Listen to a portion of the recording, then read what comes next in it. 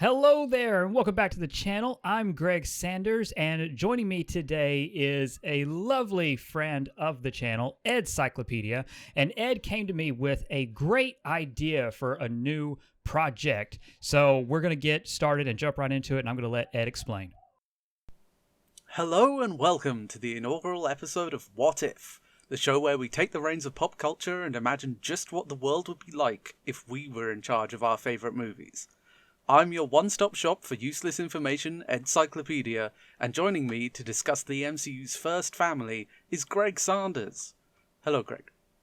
Hello there. So, the Fantastic Four, they're coming to the MCU, not in the form that we were first expecting, but they're coming nonetheless. How would we get these characters into the MCU? What would we do with them? And what would they look like? Obviously, there's been a lot of interest with the fans in terms of casting. Some of that absolutely played a part in getting John Krasinski his role in Multiverse of Madness. What do you feel about that? So for me, just looking at the casting and looking at where things got started, I always thought it was interesting that, what was it? It was San Diego Comic-Con 2019 when they first when Feige came. At the very end of it, he said, "Oh, we have one more surprise," and they showed us the first logo, and that 4. Was it really that long ago? Yeah, because it was the last time they were at San Diego Comic-Con. It was 2019. That's crazy. Yeah, it was just a little. It was like the post-credit stinger of the panel. Is that the panel where, other than Fantastic Four, everything that they announced has already come out? Yeah. Well, they also announced Blade that day, too. Oh, okay.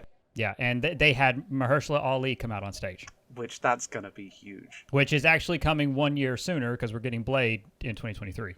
They seem set on it. The production's been updated. I mean, they seem really gung-ho about getting it filmed and getting it out in November. And honestly, I mean, look how late Spider-Man No Way Home filmed. I don't see any reason why they can't do it. But anyway, with Fantastic Four, if we're looking at, what got the ball rolling, the first announcement in 2019, of course, for me, the most exciting thing was Krasinski. So the second I heard him, my channel just kind of became devoted to that. Because the second I had that bit of news where I could drop it, I was like, yes, this is good. So it was an absolute treat to see Krasinski on film as Mr. Fantastic. And he is, of course, one half, I guess a quarter, because of the fan casting. Because, you get online, the second they said this in 2019, pretty much, there was 2 names that are always at the top of the list, really, and it was always Krasinski and his wife, Emily Blunt. So the fan demand really got Krasinski on screen. Now, I do want to say, though, Krasinski and Emily Blunt have both auditioned and are landed roles in the MCU before. Krasinski auditioned for Captain America. Emily Blunt was going to be Black Widow until a scheduling conflict. Absolutely. So, they are kind of in the peripheral of it, but I think Krasinski was the one where, at least in terms of Multiverse of Madness, that they looked at and said, hey, we're doing the Illuminati. He fits in this story. Let's introduce him and let's see how the audience reacts, and then let's kind of go from there. Because I know a lot of people were disappointed that, we didn't get the whole Fantastic Four in that film, but Multiverse of Madness wasn't supposed to be, that film. Exactly. It's not the Fantastic Four film. And we got our Professor X, who looked just out of the animated series. Including the music, which was amazing. So, kind of fast forward to where we are now. We know that due to COVID and due to everything that's gone on in the world, the actors all filmed separately. So Krasinski never interacted with anybody, and he was wearing one of the skin-tight motion capture suits because his costume wasn't real, because it was all added and changed last minute. The one thing that I always thought was interesting in terms of seeing him in Multiverse of Madness is that they used the 4 logo that was the 4 logo from 2019. Like when they revealed the title card for Fantastic Four, they used the same 4. So I thought that was an interesting touch. It's a very interesting touch. It's like, why did you choose to do it quite that way? It's like the decision that they made to have the Professor X look like the animated series when we know that they're working on X-Men 97 right now, and especially with most recently using music from the animated series in Ms. Marvel. there is a reason behind the decisions that they're choosing with showing us these multiverse variants, and I'm very interested to see where it goes. I don't believe it was an empty gesture. If you look at the makeup of the Illuminati and Multiverse of Madness, everyone there is reprising their role as someone, except for Mr. Fantastic. They did not go back into the well for any nostalgia. They didn't get Ian. They didn't get Miles Teller. That was a deliberate decision. They didn't go for nostalgia with them. They chose a massive fan campaign to the point where even in Marvel Comics, one of the artists drew Mr. Fantastic for one panel to look like John Krasinski. I mean, it was pushed so hard that for me, this, and then giving him the logo from the MCU's Fantastic Four, it kind of sets the stage of Feige and Marvel going, are people going to respond to this? Will John Krasinski want to work with us? Let's all get our feet wet and let's kind of see what happens. And from what we've heard, the audience loved seeing him. Krasinski loved doing it. And now it's just a matter of getting him to sign on for the future, which I think is the most exciting prospect in terms of how the fans made this happen. Exactly. Like, fan input is such an interesting thing. Like, especially think back to Iron Man 2. That scene right near the end with the little boy with the Iron Man helmet, and Iron Man turns up behind him, shoots all of the robots, and the kid thinks that he did it with his glove, and then they retconned that based on fan demand and said, oh no, that was Peter Parker. I will say, like, it'll be interesting to see if freshman year, because that's one of the only opportunities to kind of touch on that, if freshman year acknowledges that as continuity. I would hope so. But I didn't love that they went so seemingly full in on, like, just taking this thing that fans had been going on about. Because it wasn't that fans were saying, oh, we want this to be canon. It's just fans were talking about it, and then some important people at Marvel were like, oh no, this fits, it's canon now. Again, it's just a level of fandom. I've always I can give or take that. I even did a video fan casting the Fantastic Four, and I had Krasinski as Mr. Fantastic, and I'm like, that to me was such a big deal. I'm still upset with the theatrical version of his fate, because we know that wasn't his fate in the original treatment. But so many things about that film were different in the original treatment. Oh yeah, they changed and cut and changed so much. But I did love it. At least set the stage where he mentioned his wife and he mentioned his children, and we know how powerful Franklin is. So yeah. I think he brought his dad back. Okay, he could. Because he did in the comics. I mean, he absolutely could. And that could be something. Is that... Okay. Because for me, like, all this is kind of... Because I can't help it but think forward. Like, no matter what, I think we're going to get the Council of Reeds one day.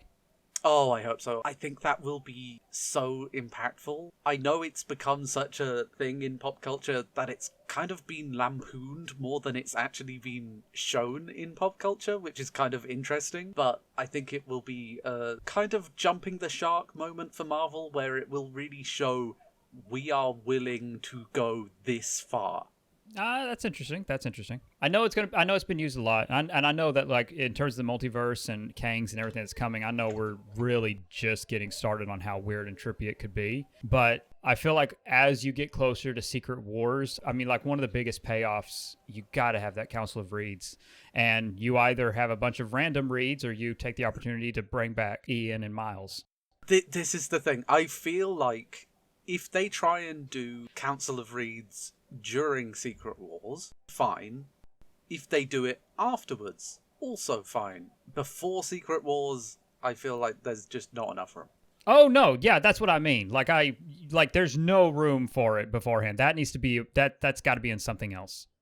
Plus, absolutely bring in the Maker. The Maker, for me, just such a cool character. I would love to see him being able to, like, play those two roles. One of the ideas I always had was because I just think the universe he comes from kind of fits it, I would have Miles Teller's Mr. Fantastic be the Maker. While his universe may have been like it, I don't feel like his portrayal of that character would have become like that at all. I prefer the Maker to be able to literally go in and people assume that he is their Reed.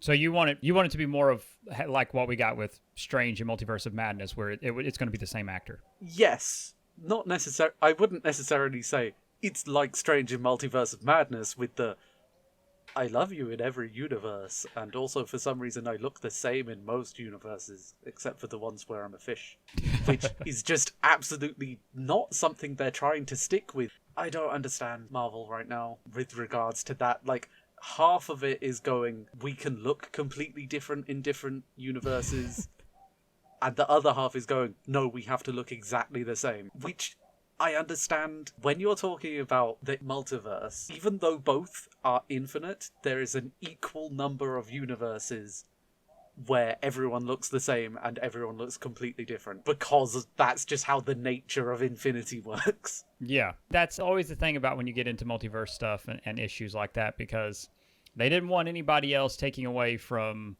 Thundercats. Oh gosh. From Strange or from Wanda or Mordo or Night Nurse. I'm sorry, I only know her by her code name. I know they don't call her that, but that's what she was in the comic.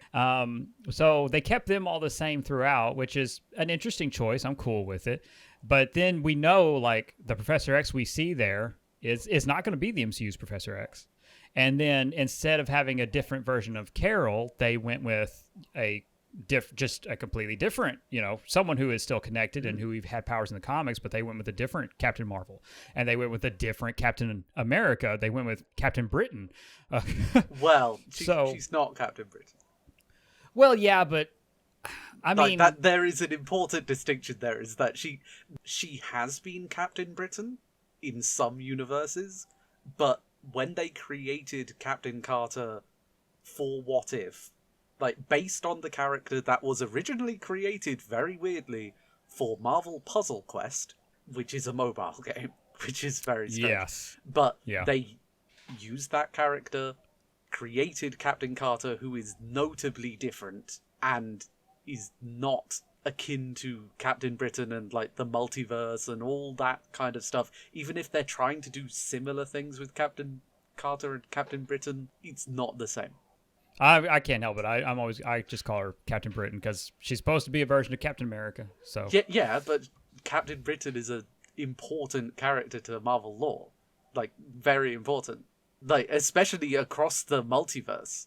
Oh yeah, he absolutely is. He just and I'm sure in the main MCU we're gonna see him. Well, I hope we see multiple Captain Britons. Like, I hope that we see a Betsy Captain Britain.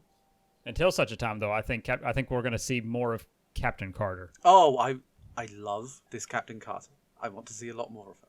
Just not the one from 838. No, that one's gone. Franklin, I'm sorry, he died before he was able to bring his dad back. Because his universe imploded. Yeah, that's the other avenue that I'm willing to accept, because the way when Multiverse of Madness ends, she says that he caused an incursion, and it's like the only other Earth he spent a long time on was 838. Exactly. So 838's gone. Yep. And the incursion was not any of the stuff that he did with the Illuminati. It's not any of the people that Wanda killed. It's not the interaction with Wanda's kids. It's just what Strange did to that hot dog stand guy. Like, that's what caused the universe to explode. But until Marvel elaborates or confirms one way or the other, I'm assuming that Earth 838 was, in all honesty, I'm assuming that it was destroyed. Let's get to it then. I gave you our topic while we were talking the other day, so who do you have as your casting for the Fantastic Four, Greg? All right, so just the Fantastic Four? Well, and whoever you're going to include in your version of this movie. All right, so for me, the obvious one is I've been doing this for years now. I'm not changing him until Marvel comes out and says it's not going to be it. So for Mr. Fantastic, I have cast John Krasinski. An easy pick. And from that, but it's been my pick forever, and I love it. So from John Krasinski, I extrapolated the ages of the surrounding characters and actors to match, because I wasn't about to cast an Invisible Woman in her 20s. I hate when Hollywood does shit like that. Yeah. So I went with a very, very carefully calculated, in my opinion, casting decision for all of these people. For the Invisible Woman, I did not go with Emily Blunt. I know she is a beloved choice. She's not my choice, though. I think she would be better served elsewhere in the MCU. So for me, I went with, again, matching the age, I went with Bryce Dallas Howard as Invisible Woman. Oh, yep. I have seen that around. I know, and I feel so good that I feel so good when casting goes around, because I'm like, oh, hey, I had that same idea. Because again, fans can make shit happen when a lot, so I feel good about it. And then for Human Torch, I went with Joseph Quinn. Oh, okay. That's an interesting pick. And then for The Thing, I went with Jason Segel. Oh, okay. And then obviously, for my film idea, there would be a Franklin and Valerie. I would go for complete unknowns for those, so I don't have an outright name. I would ideally cast a couple of kids that were around 10, 11 years old, something like that, but I would have both of them in this film as well. And then for the villain, I would cast John David Washington as Psycho Man. Ooh. And then I would have Dan Stevens as Dr. Doom. See, Dan Stevens as Dr. Doom is such a good pick. I'm happy that he was picked to be Doom before the Fox universe died. Mm-hmm. But I'm sad that we've not been able to see him as Doom quite yet. We'll see who they end up picking. I still hope it ends up being Dan. I'm not going to, again, that's just another casting where it's like Fox really did have something magical there, and I'm not willing to let that go. I'm just not. So that's my complete cast. As I said, everything's built around making these people within age range of being colleagues, matching up with the age of Namor, just really getting all of this to line up. And so that is the cast that that's the conclusion I reached. Oh, wonderful. Well, why don't you get us into, how does your movie begin? So, first thing first, Avengers Tower, it's the Baxter Building. Okay. So, that's it. So, as far as I'm concerned, before we get the title card and go to Fantastic Four, we see the Avengers Tower has become the Baxter Building. Whether they end up calling, because I'm free to all of this, Future Foundation or the Baxter Foundation. I imagine they're probably going to go with the Baxter Foundation, which I'm cool with.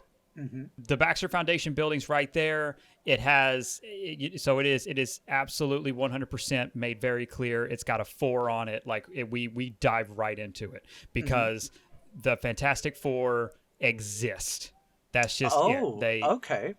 Yeah, they just exist. I'm diving right in. And I'll allow the film to kind of explore it. So before the title card, we have that, and we go into this Baxter Foundation. We see everything going on, and we of course see that John Krasinski, Mr. Fantastic, has been working on Portal to the Negative Zone.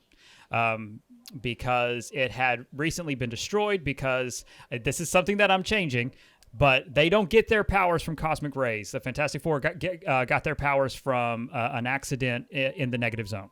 Okay, that is second most common Fantastic Four, isn't it? Yeah, Reed Richards is so connected to the Negative Zone. It's such an instrumental part, and I get it, in the 60s, going to space was a big deal, but it's not anymore.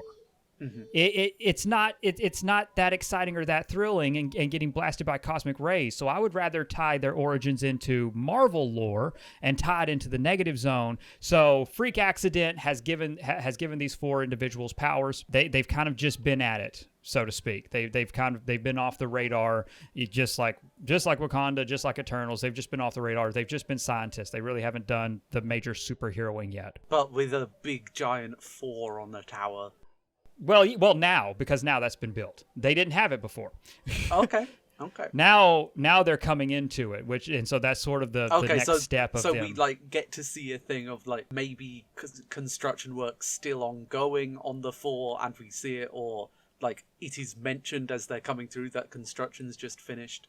Yeah, well, honestly, in my mind, what I think would be the better angle, at least in terms of a thematic element, to be able to end and begin on something. The beginning of the film, I would like it to be under construction. The 4 isn't finished yet.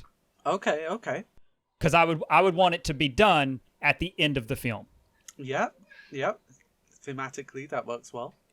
And again, one of the running gags, and this might be juvenile, and I know some people do not like juvenile humor, but one of the running gags throughout this film, and one of the problems with construction, is Reed keeps blowing shit up.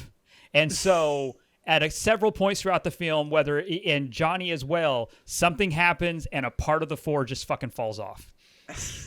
So it's just a little gag throughout, between the kids and between all of it, because again, this all for my film is very much so centered around the family unit.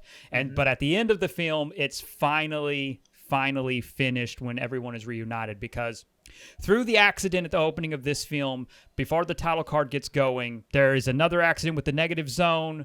Reed's knocked out. Someone comes through the gate, and they take Franklin and Valerie. Okay. Reed wakes up because of Susan coming in. Susan's wondering what's happened. She's asking about the kids. They're gone. We get title card. Okay. So once we get the title card out of the way, we get the rest of the film. We're introduced to the Fantastic Four. We're introduced to the Thing. There's expositional dialogue that kind of establishes the accident with the negative zone because of this explosion that just happened. Of course, that they're talking about looking over footage, so it's a way to easy connect. Like, remember, last time this happened, this happened to us. So it's kind of established through that. Okay. Eventually, Reed's able to get it working. They get access to the negative zone, and they go in search of their children. So the Fantastic Four are united, and they go in search of their children. Venturing into the negative zone, they will eventually discover a city. And this city is, of course, led by Psycho Man, and we are introduced to John David Washington. Psycho Man in the comics is a character that is tied to the microverse, which is the quantum realm in the MCU. Mm-hmm. I'm basically just lifting all of that from the quantum verse, and I'm putting it in the negative zone. Pretty much. I mean, that's just because I feel like Ant-Man has the quantum realm covered.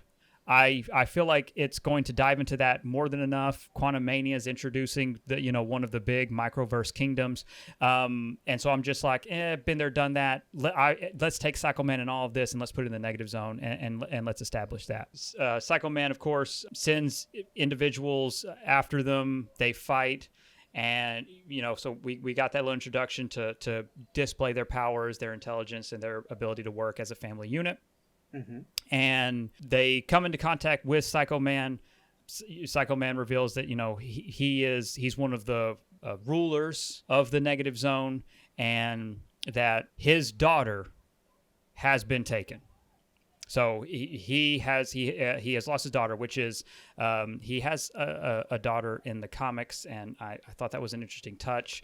But his daughter has been taken, and he's trying to discern what happened, mm-hmm. and he's very angry, and he is threatening their world, and he wants his daughter. That's his whole thing. He wants his daughter, and he has been observing and watching the Richards, if you will, ever since their incident. And he knows of their children. He knows of the powers that their children have. And he wants to use that to find what happened to his daughter. Okay. That kind of starts off this tumultuous relationship between them as they kind of agree to work together, because Reed understands what that's like. But Reed's like, you have to give me my kids. You give me my kids, we'll find a way to make this work. We can help each other, and we can figure out what's going on. Psycho Man does eventually agree to that. The kids are released. And so they all return to the to Earth, to 616. So Reed is trying to figure out exactly what happened to his daughter, and who would have taken her, and for what purpose. Reed is a scientist, and as the scientist family, of course, Reed tries to reason intellectually with Psycho Man, and he tries to find a common ground with him. He tries to find a way to get him to see, like, listen, you have to trust us. You have to trust our world. Psycho Man, of course, though, is incredibly suspicious and very, very defensive. As they're working and as they're trying to figure out what's going on, the Baxter Foundation is attacked, and it is attacked by a series. I'm going to call them what they would be, but they're not going to know off the bat, because they're attacked by Doombots. Yes. I figured that's what. Now, these Doom bots, being that this is the MCU, what do they look like? So that for me has been like the biggest debate. Like, I feel like it would be too heavy-handed to have them look like Doom. I don't want them to look like Doom because I want the audience to kind of have that little bit of like, oh, are these Doom bots? Because they're not going to know whether or not they are until the end of the film. Mm-hmm. So I want there to be a question of what the hell is going on here? What are these things that are attacking? So I want that to kind of linger. For me, I would like them to be, I don't know, I would go a little toward, not exactly Ultron, but just like I'd like that them being gold. I don't know. For me, that just visually, I think that'd be interesting because I'd want them to be separate from all the silver robots we've seen. Yep. So I would like them to be gold, but I don't want them to have like Doom's iconic mask shape. Like that needs to be reserved for Doom. They need to be a little bit more distinct than that. Okay. The Baxter Foundation is attacked. Parts of the logo fall off again. There is a fight over New York. Then they're led out into the streets of New York. Psycho Man is nearly killed. So they get this crazy aerial battle. It's in the middle of the day because I prefer the bright daylight. I like to see this. Like, so there's no hiding it. The Fantastic Four are 100% introduced to the world at this moment. Like they're seen. They're seen because of what happens at the tower. After all this kind of fighting and Psycho Man being severely wounded, Reed is incredibly concerned. And there's now a suspicion of, what happened with this. Psycho Man is more suspicious. He's blaming them. Reed tries to reason with him and say, listen, we can still help you.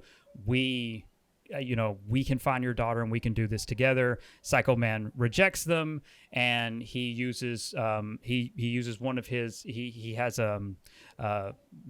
like a boom tube. He has a gate that he can access, and he vanishes. He leaves them, saying that he'll do this himself or some variation thereof. Sounds a little Thanosy, but he basically says that he'll do this himself. And Reed and them are kind of left in the rubble with these bots and trying to figure out what the hell is this? What has happened? Reed starts investigating, trying to figure out what these bots were doing, what happened with them. Psycho Man has ventured back into the negative zone. And this is where we are finally introduced to the concept of the rage and the hate that he is experiencing. He feels as though others will experience it as well. And he returns and spreads the hate plague. Okay. Yeah. Because that's I don't know, it's one of my favorite things about him. I love that. And so he goes and he spreads the hate plague. He starts again. He has his little machine, and he starts. He comes back through his boom tube, so to speak, and he accesses his machine, and he starts generating rage and hate. So the streets of New York are turned upside down. Everything's going wild. We have a little sequence where the Fantastic Four are affected by it, and as a family, they have to overcome it. Reed, Sue, the Thing, Johnny, they have to overcome it together. They are able to clear their minds, and they realize, this. We have to get people to stop fighting. We have to get them. We have to get this to stop. Psycho Man is venturing. He plans to basically bring the entire world into the negative zone or something like that. And as this is all happening, again, they're trying to find a way to get people to stop fighting. They're trying to stop all this violence until they can turn off his little machine that he has in his hands, his little tablet, basically, because that's what it is in the comics. And I like the weirdness of it. I like the Kirby-esque of it, so I still want it to be a little tablet because I just think that's fucking awesome. I think it could look incredible. Yeah, I don't want to lose the 60s charm of any of this. Everything's going wild. Reed is not that much of a fighter, so they're all like, you have to buy me time. Reed's trying to search through this robot, trying to find out what's going on. And Franklin and Valerie are saying that, they're trying to say, you got to let us help. And Valerie's like, no, I can find her. I can find his daughter. Lo and behold, everything ends up connecting. Reed, Valerie, and Franklin end up, tracing this drone to Latveria. And Reed recognizes the name, recognizes Latveria immediately. He doesn't say anything. And Valerie and Franklin are kind of interested, and they're like, Dad, what's in Latveria? And he says something far worse. So they track all of this, and it's not Doom. It's not Doom, because again, I want to do one little fake out. It is Lucia von Bartis. She has a little girl. Mm-hmm. Reed is incredibly confused. Nope, he doesn't understand what's going on. He doesn't understand what brought all of this over. So they have a fight with her and her. So Reed's Reed and the children detain her, so to speak, and they're able to recover the little girl, and they get back in because they got there by the Fantastic Car, and they get back in. I love the Fantastic Car. I want to fucking see it in live action. And they get back in the Fantastic Car, shoot up into the sky, and again, they're off and out of there. Finally, everything comes to a head in New York. Reed and them are able to reunite him with their daughter. There's all kinds of debris and rubble. The tablet has been destroyed, and everything kind of, Psycho Man and his daughter agree to leave. Everything's kind of cleaned up and on the up and up. But the device that Psycho Man had used his little boom tube device that he had been using to travel from the negative zone to 616 had been lost in the battle. So he and Reed have to complete and finish, to perfect the transport machine of the negative zone that's in the Baxter building. They're able to do that. They return home. The 4 on the building is complete. And again, the main film ends with John Krasinski's Mr. Fantastic and Sue Storm having a romantic kiss, and him turning around to continue work on the drone because he suspects that there was something else at play here, which leads us to the first post-credit scene. There are multiple. Yeah, there's always 2 there are. The first post-credit scene reveals Dan. Now, you don't see his face, but it is Dan Stevens as Dr. Doom, and the boom tube device is being delivered to him. Okay. So he has his boom tube device, and that is that's the first stinger. The second stinger takes us a little while later. Doom is working on a gateway, and the camera cuts, and we pan and venture into the negative zone, and something wakes up, and it is Annihilus. Oh. And it cuts, and it ends. So, like, the 2 big ones. Well, I say the 2 big ones. There is one big one when it comes to the Fantastic Four, and he's just a big face in the sky. Galactus. Yeah. That was a lot of fun. Like, quite an interesting, lots of twists and turns, and it's a rough draft. There are definitely things that I would change. There are things that I could absolutely I could clean this up and I could cut. There's some fat here, but ultimately, for me, the story's about. I don't want anything to dissolve into a fight. I believe Reed would try to work and reason with the villains. I want to see that. I want to see a different angle here, and even if in terms of the rough draft and what I would be willing to lose and not lose, one of the things that I don't want to lose is I want the hate plague because I want people to overcome it. I don't want it to be a light in the sky or anything. I want to see people overcome the hate plague because I don't know, as a thematic element in 2022 and 2024 or whatever, I think that's a powerful theme. Absolutely. Seeing people get past this horrible wall of emotions within themselves to be good people.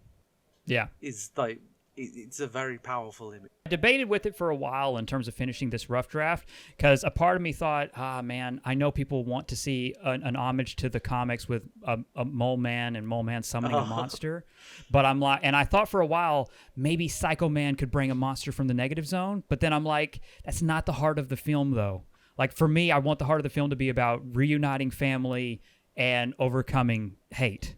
Yeah, absolutely. So if you throw in a giant monster, I'm like, it doesn't work for me. But I still there are elements that need work. There's still some elements that need work in terms of the kidnapping of Psycho Man's daughter. it needs stretching and ironing out. All right. So now that everybody has heard my rough thoughts on bringing the Fantastic Four into the MCU, our dear Encyclopedia, I would love for you to share with us where you would take the franchise. Well, to start with, my cast is very different to your cast. Unfortunately, as much as I did enjoy seeing him in the film, I've decided to not go with John Krasinski. Instead, I've gone for a man who I think could do a good Reed, either bearded or not bearded, and especially is able to play the happy-go-lucky while also being very cold and calculating, which I think is an important part of Reed. And that is Penn Badgley, who I know mostly from the Netflix show You, but is also well known for being, I believe... Oh, yeah, he was in Gossip Girl. And then, alongside him, as my Sue Storm, an absolute powerhouse of an actress, Samara Weaving, who I think, especially in the picture, she looks like she could be an amazing Sue. And I know she has a strength of character in every role that she plays, so she could really pull something interesting with Sue, because my Sue Storm is not just the woman off to the side. She is, for me, the leader of the Fantastic Four. Like, she is the one who is in command, while Reed gets to be the lead scientist. It gives her just a little bit more to do, especially considering quite often she just has to play the mother role to basically 5 people. My pick for Human Torch is, just like yours, a Stranger Things alumnus, Joe Keery. Like, he's able to play a jock, he's able to play absolute craziness. I just think he could be a really funny, witty Johnny Storm. And then alongside him, because you need to match that level of comedy, I've gone with Jake Johnson for The Thing. Okay. I recognize the first name immediately because I know Gossip Girl, and then, of course, Joe Keery. The other two, I have never seen them in anything. But Samara Weaving she's just so good. There's a movie that I think you would really, really like called Ready or Not, which she is the star of. She was the titular The Babysitter in The Babysitter, which was about Satanists. Oh, okay. Yeah, I don't know that. It's like teenage boy who, like, his parents get him a babysitter who brings along her friends, and, like, she's just this hot babysitter, but then it turns out that her and her friends are Satanists, and they intend to do some murders for eternal youth. Oh, okay. See, when I heard babysitter, I thought, oh, okay, that's got to be a fun, dirty movie. I mean, she's sexy. And then Ready or Not she's is also totally the name of my sex tape. She is the daughter of Hugo Weaving. Is she really? Yeah. Holy shit. So, like, she is also absolutely, like, her career is doing very well right now.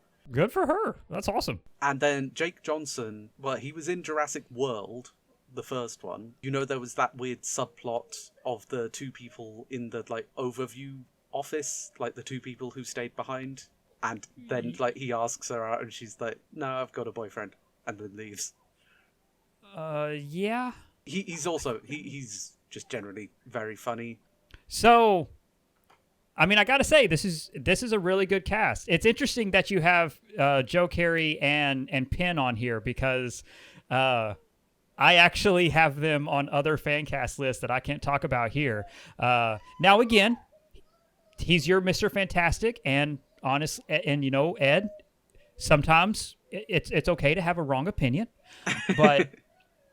I mean, overall, this is a really eclectic group. I see the spirit of all of them. It's interesting. Hopefully one day we get to talk about it, but I have Penn and Joe Keery. They're already somebody else in the MCU for me. I saw somebody suggest Joe Keery for Johnny Storm, and I couldn't get it out of my head. And so I basically used him as the backbone to cast the rest of my Fantastic Four. Oh, I see. So you did the same thing as I did, but with a different character. Yeah.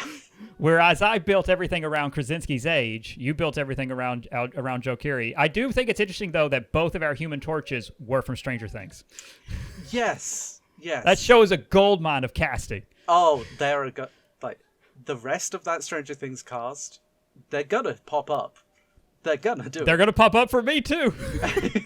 So, all right. So now that we have this laid out, I'm really excited to see, because obviously your take is already going to be a little bit of a different direction, and you made no mention of Franklin and Valerie either. So Yep, they do not exist in my idea.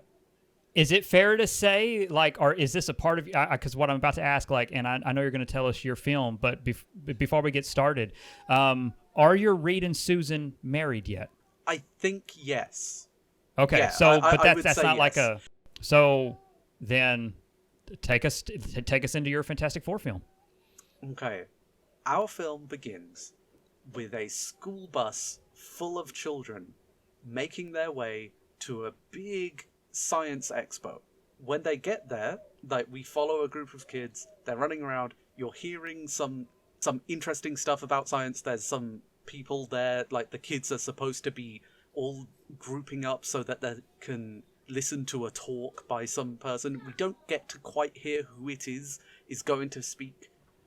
At that point, it gets cut off because one of the children, he runs off in the other direction. He goes around, looks around at all of the interesting little exhibits, and then accidentally bumps into someone. When he bumps into that person, he almost backs into something and knocks it over. But the person is able to grab it, hold it in place, and there's a nice little heart-to-heart where, like, the camera pans up, we see that this is our Reed Richards. And he asks, aren't you supposed to be with the group? And, like, explains that he always used to do this as well when he was a kid. He would always prefer to go exploring and finding new things rather than listening to whatever the teacher was saying, because he'd already learned all that stuff. He already had that in his mind. The kid talks about how he's having to listen to this stupid speech by some stupid scientist, and Reed leads him back to the group. We see in the background at some point our Johnny Storm, who is there with Wyatt Wingfoot. That's the name, right? Oh, yeah, it is. Okay. Just in the background of this shot, like, we get to see our different members of the Fantastic Four, though at this point they are not the Fantastic Four. Just as Reed is leading this child along, they're having this conversation, the child is belly aching, like, we see Johnny in the back with Wyatt Wingfoot, who is not going to be an important character to this film, but I think it's important that he exists in the canon. Reed leads the kid on. We see our Ben Grimm, takes him to the talk, and it's revealed that he is Reed Richards, Man of the Hour, who is part of a team that is going to be the first human exploration into deep space. They are heading off, first human manned mission. They're going out into deep space. We're introduced and explained who these people are, that the mission is going to be led by Susan Storm, and like, someone says, is it Richards now? Because it's brought up that they've just recently gotten married. They have this nice thing, and then we cut from that quite quickly to them getting into the shuttle. They're gonna head off. They're going out into deep space. The shuttle sets off, but as it's going up into the sky, it's flying through the air. It gets up out into space, continues forwards. You hear a voice over the intercom, a robotic voice, which I would like to be Herbie kind of voice. Oh, this nice is touch. an AI Herbie. Then we see on Earth the snap happen, because they've, like, and it sets a nice, this happened pre-snap. They didn't know that the snap happened. Nothing happened to them. Then immediately cut to 2 years later. 2 years later, we get something of an homage to Alien, where they're waking up from their cryopods, like, they've got their signal, they have reached their destination, which turns out to be they're not just there on a manned mission to explore deep space. They're on a mission for Sword. They've found this distress beacon and are have been heading out to go find what is going on. We get some nice interaction between our characters. They then look out, see that their distress beacon is coming from an alien craft, which Reed notes as being, or maybe Johnny, because Johnny's the more engineering mind, as much as Reed is very knowledgeable. I would have one of them recognize it as being a Kree spacecraft, because Sword, by this point, they have good knowledge of Kree stuff. Like, it's been a long time since Captain Marvel. They have to then use the ship. There's a problem. They have to get one of those tunnel things between the doors to the doors of the other ship. You know what I mean? Like one of those airlocked tunnels. It's supposed to be running on an automatic system. It doesn't quite work. They have to send out Johnny, who is attached just on a line, but in his spacesuit, has to go out into space and attach it to this other ship. He does so without much of a problem, but it's showing that they're having to solve problems that are coming up by using their ingenuity. They end up making their way onto this ship. It is almost completely pitch black on the ship. The only lights, they're now all in their spacesuits. The only lights are really coming from their torches on their shoulders. And they're making their way through this ship. It's all spooky. They find their way to what appears to be a control room. Now, Reed recognizes the language and thinks that he'll be able to figure out how the system works, and starts poking away at a computer system that is there, and ends up finding that the engines have turned off. So he finds a holographic map of exactly how to go through the ship to get to the engines, and Sue sends Johnny and Ben off to go and get the engines online. We get a nice little moment between Sue and Reed at that point. Little bit of romance. Johnny and Ben, they have to walk through the cafeteria to make it to the engine, and so we get the kind of jokes that Johnny always makes at Ben's expense, and I think it would work quite well. And something silly about how his spacesuit is a size too small or something. But they make their way to the engines, and we get a nice thing where they're on comms with each other. Reed is able to relay how to turn it on. Johnny turns it on, the lights come back on, and what they don't see, but we the audience see, is that there are figures who have been clearly up against the turned off engines. Clearly they must have been there at some point for warmth, and they start slowly moving. We move back to Reed and Sue. They have a little bit of an argument, but it's mostly fine, and then they hear something on the radio, and it's Johnny and Ben. They're now running from some shapes that are chasing them. They make their way to the cafeteria. They barricade themselves in. Sue is very worried, but she is in charge, so she's okay, they know that they're not able to make their way back, so she's going to go to them. Reed is convinced that he has a way that he'll be able to do something, locking doors and opening doors with the system, so that he'll be able to get them out of there more easily. He's convinced that he's right. Sue's I'd rather just go and actually look after them. So she heads off, leaving Reed alone. Johnny is trying to remain, while Ben is lifting up some of these benches to put against the door to keep these mysterious creatures out, which they look just weird, gross things, mutated and horrible. Johnny is backing away. He's actually a bit of a scaredy cat when it comes to actual danger being there in front of him, and he backs away into what turns out to be, because this is the cafeteria, what is kind of a walk-in freezer, which locks behind him. And so he's staring out, he's then banging away at the glass in front of him. Ben looks over, sees the thing. It's at this point that maybe it's not locked by that point, but he's standing in there thinking it's just a little closet. It's at this point that a big alert is going off on the computer system, and a big wave of energy flows through the ship. We see Johnny, who gets locked behind this door. We see Ben, who has been trying to barricade the door, have some of those barricades fall back on top of him. We hear, we see Sue, who has been walking through the corridors. She sees movement, hides in a little alcove as these creatures are, getting closer and closer. And Reed is trying to do all kinds of things at once as this wave just moves through and hits them all. And I want at this point for them to... I want us to see the first time that these characters are using their powers.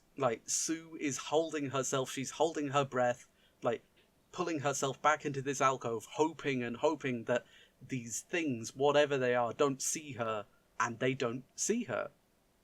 She doesn't realise that it's because she's gone invisible, but we, the audience, maybe do. Ben, who is trapped under these barricades, these benches, is he's pushing and pushing, and he can see that Johnny's been trapped in this thing across the room, and he's pushing, and you see his hands start going a little bit rocky as he's pushing up. Johnny is slowly freezing in this thing. You can see his breath going against the window, fogging up the glass, but it's getting less and less fogged up as he is getting colder and colder, until suddenly he starts there's a little bit of steam starts rising up. Reed, the things in the hallway that went past Sue have made it now to Reed's door, and he has to go and holds himself against the door so that they're not able to get in. But he knows if he just presses this one button, he'll be able to do something and get the escape pods ready to go. Because when he turned on the engines, I didn't mention this earlier, but I had thought of it. When he turned on the engines, it turned on the shield of the ship, which severed their cord back to their own ship. So they are trapped in there. Reed has this plan that they're going to use the escape pods. And so he, reaches out his hand. He's, mostly focused, his head pushed back, trying to keep the door and stop the things from moving. And, his arm stretches just a little bit more than he really should be able to, and is able to press the button. Ben manages to get the barricades off him, gets to Johnny, who somehow has managed to, open up the door. None of them know that their powers have activated, but they get back on comms with each other. Reed explains that the escape pods have been activated, and he explains the route that they need to go, and they all run there. I think we follow Sue probably as she decides to run back to go get Reed before going to the escape pods.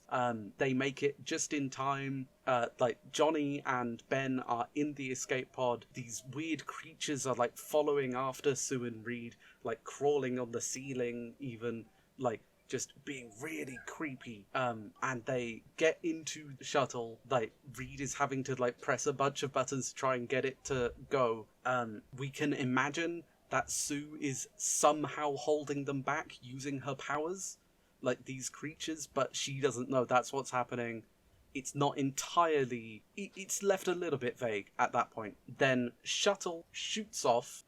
There is a spray down within the shuttle. It's quite a large shuttle. It's more like a small ship than it is. It's not just a small little cushioned one-room thing. There is some space at the back where there could be cargo. A spray goes out. There are jokes made about oh, this thing, why didn't you tell us there would be this extra thing? And they all start falling asleep because the Reed had input the things but accidentally put them into stasis. The camera pulls out of the pod. We hear the little beeping of Herbie. We see, just as they're falling asleep, we see a little thing on the computer panel which says 5 passengers. The camera pulls out from that pod and we get logo Fantastic Four. Like, it's been a while getting to that point in the film, like the title card, but I feel like absolutely worth it. Right on. It's got some interesting... That almost could be a film, but that's just the that's just the beginning of my film. So then we get to Earth. We are in a Sword HQ.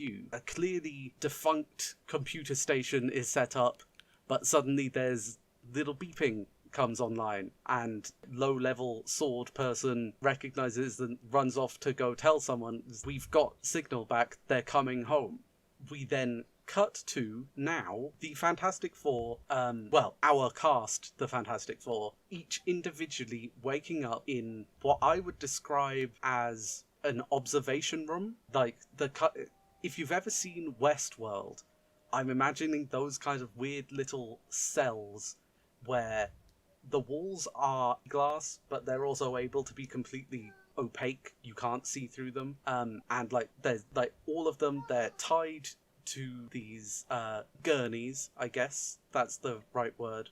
Like, they're all tied to gurneys. Unfortunately, Ben is now fully the Thing. Like, he wakes up. I think we start with Johnny, who is like pulls against his restraints, isn't able to do anything, and then just the restraint on his right hand like just sets alight, and he's like freaks out about it, but realizes it doesn't actually hurt him, and he like gets his hand free and then gets the rest of him free, and like his fingers, gets some fire on it, is very interested, then looks out the like one big window of his cell and is able to see that the others are in their cells. He sees across the way, and we then follow the camera to Ben waking up. He is Rock Monster, the Thing. Like, he breaks himself out, sees his reflection in the glass, is really freaked out, and like punches it, breaks through that glass and gets through. We see we see Johnny and Ben meet up, and Johnny then realizes that it is Ben.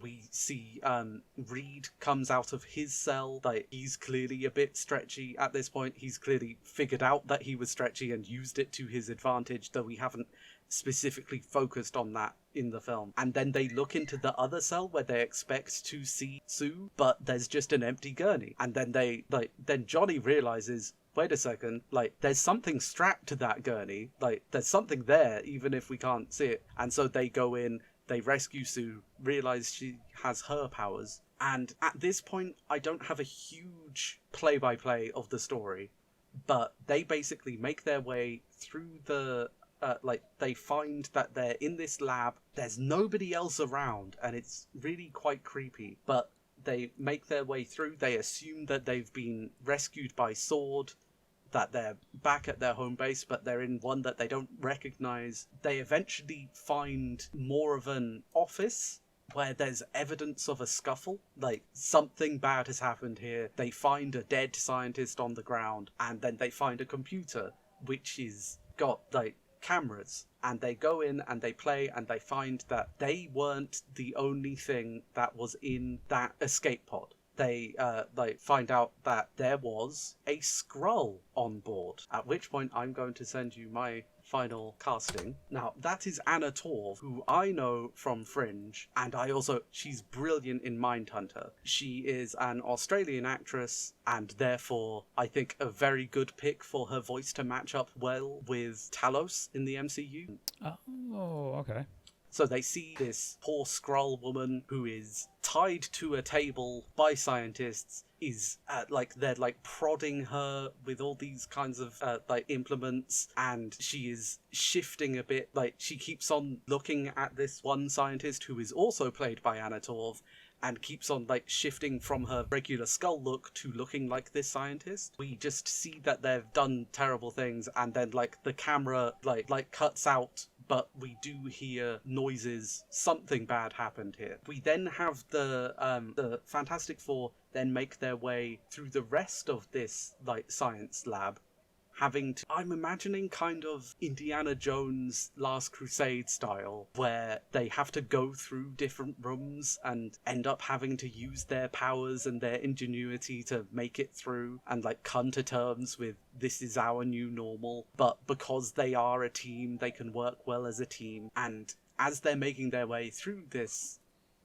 we kind of get the idea that they're being watched or being followed. There'll be like an ongoing thing that both Ben and Johnny think that the other has been like prodding them in the shoulder because like they're very annoying to each other. That's their whole deal. It's like they're constantly making these kinds of jokes. And so they make it to a kind of hangar where, because they're looking for a way out, they're looking for something, they find their ship. They also find underneath some of those big sheets something akin to one of the modules of the Fantastic Car.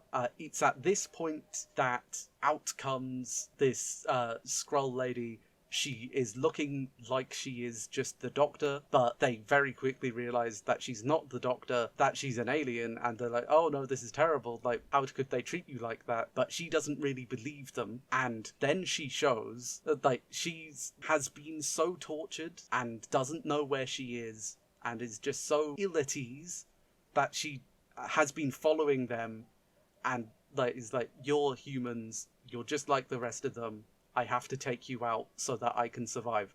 And we see at this point that she is able to use each of the powers of the Fantastic Four because she is the Super Skrull. Oh, very good. And like my idea being that all of those creatures that were on the ship were also Skrulls at one point, that they had been part of a group of Skrulls who had escaped from slavery by the Kree in a Kree ship, but their ship something bad had happened to it, and they got caught near this weird celestial anomaly which is emitting these cosmic rays, and just the constant barrage. The Fantastic Four were hit by one wave of the cosmic rays and it gave them all their powers, but these Skrulls were hit again and again and again and again, and that's what made them into these horrible monsters. Whereas we are shown that she, earlier than the rest of them, had run to the escape pod, couldn't get it working because there were no, like, that power wasn't online, but was able to hide in the back, and so she made her way to Earth with the Fantastic Four when they did their thing.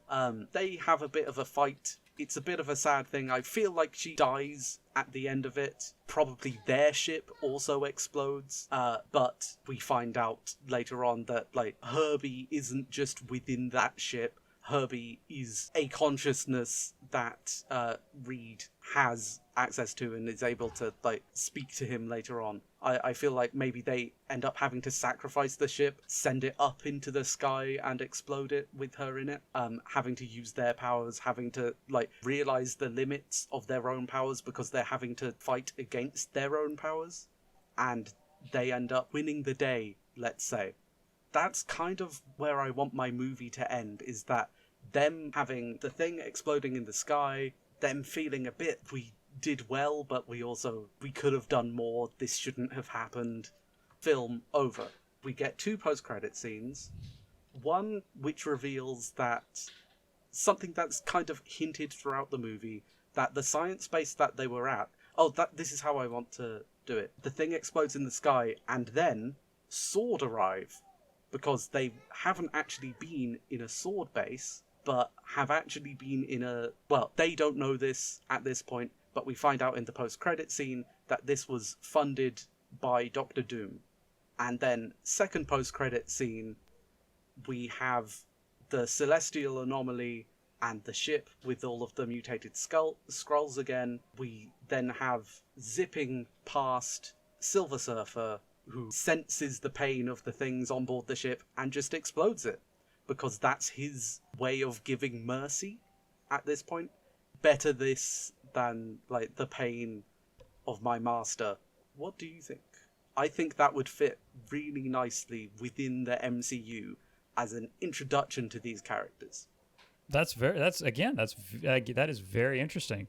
I think I think what's so fascinating here, and it's so similar to what Marvel Studios does when they bring in their team of writers, is this speaks to the longevity and the strength of these properties, because we sat down and we came up with 2 incredibly distinct interpretations of the Fantastic Four in the MCU. Mm-hmm. And the thing is that there are no wrong answers. I mean, there is so many avenues to approach this. And that's why, that's why collaboration and nailing stuff down and working with it is absolute key. And I think that this is the greatest example of kind of a sneak peek of what it's like to be in a writer's room. Absolutely. So, like, anybody who's listening to this, like, if you want to tell us whose idea did you like better, like, whose cast did you like better, and how would you do things differently? Because there's so many different ways that this could all go, and we'd love to hear it. And again, I just have to echo Ed, because what he's saying here is absolutely true. If you're interested in being a part of the conversation, then absolutely please, leave a comment.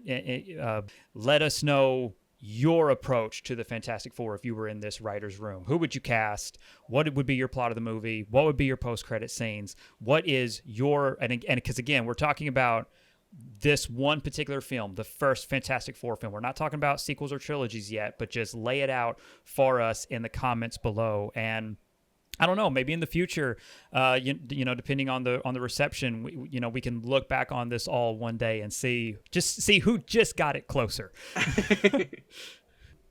And that was our first episode of What If. I hope you enjoyed it as much as we did making it, and that this will be the first of many. You can find me on Twitter at EncyclopediaYT and on the Tower Discord, a link to which is in the description.